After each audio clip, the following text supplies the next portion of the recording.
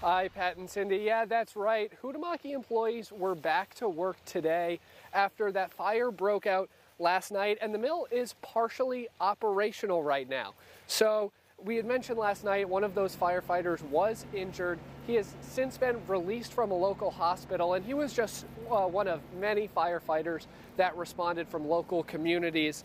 Now, the fire actually took place for a lot of it was above the sprinkler system onto the roof, and that was caused by a malfunction in a dryer unit. Now, this morning, Waterville, Winslow, and Fairfield fire departments responded to a hotspot. They were able to put that out quickly and able to resume on with the rest of their days after spending the evening here last night. Now, this mill is very, very large, and the fire was only in one section, so employees were able to get working in the rest of the building. And it's unclear at this time if the fire where that took place, if that section of the mill is back and running.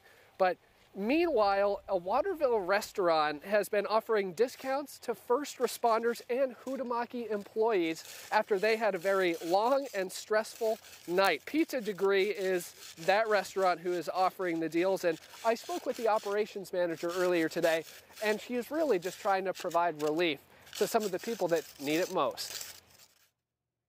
Try to help people out when they're end up having something happen like that, and so when we saw that this morning, we decided to put a discount out there for them because we figured they'd had a rough day, probably a rough night too. So.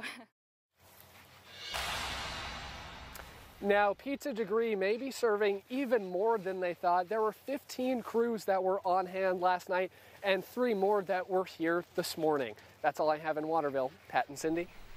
All right, thank you so much, Sean.